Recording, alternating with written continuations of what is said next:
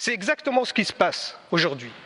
C'est un État oppresseur, colonisateur, qui fait face à une résistance d'un peuple palestinien. Et ça ne date pas d'aujourd'hui. Ça fait 73 ans que ça dure.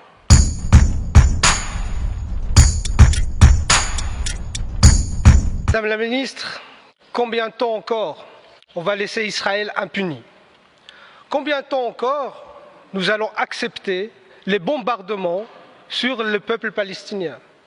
Combien de temps encore nous allons accepter la colonisation des territoires palestiniens par Israël? Combien de temps encore, combien de morts faudrait-il pour oser mettre en place des sanctions contre l'État d'Israël?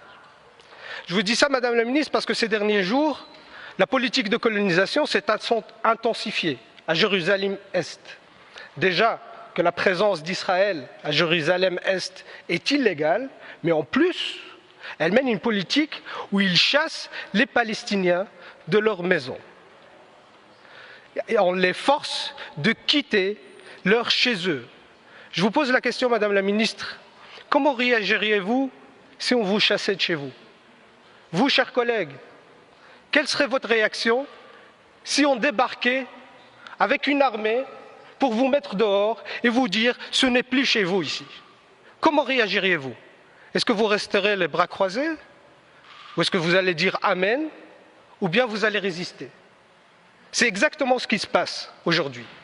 C'est un État oppresseur, colonisateur, qui fait face à une résistance d'un peuple palestinien. Et ça ne date pas d'aujourd'hui. Ça fait 73 ans que ça dure. C'est depuis la Nakba qu'il y a cette oppression et qu'il y a cette résistance, sous le silence de l'Europe et de la Belgique, comme s'il ne se passait rien. Cette lâcheté, Madame la Ministre, est inacceptable. Alors ma question, elle serait très simple. Allez-vous, oui ou non, mettre en place des sanctions contre l'État d'Israël pour réagir à sa politique agressive et meurtrière? Je suis très inquiète, effectivement, comme vous l'êtes, face à l'escalade des tensions qui entraînent Israël et les territoires palestiniens dans une nouvelle spirale violente et dangereuse. Elles compromettent l'avenir d'un processus de paix qu'il faut impérativement relancer, et la Belgique appelle d'urgence toutes les parties à désamorcer les tensions, à mettre fin à la violence et à faire preuve de la plus grande retenue. Madame la Ministre, je ne sais pas par où commencer. Quand j'entends votre réponse, déjà peut-être quelques rectifications. Quand vous parlez de spirale violente, il faut mettre les mots. C'est colonisation agressive. C'est un État qui colonise et un peuple qui résiste. Ce n'est pas une spirale, ça, c'est une agression. Mais je prends acte, en tout cas, de votre réponse, Madame la Ministre. Vous dites que la Belgique ne va pas prendre de sanctions aujourd'hui. C'est-à-dire que vous nous dites que la Vivaldi, avec le PS, Écolo, le MR, ne va pas prendre des sanctions aujourd'hui contre Israël. C'est ça que vous nous dites. C'est ça le message d'aujourd'hui, Madame la Ministre. Et il est là le problème. C'est votre deux poids, deux mesures. Parce que quand il s'agit d'aller sanctionner la Chine, la Russie ou d'autres pays qui sont des adversaires stratégiques, là, tout le monde est au taquet.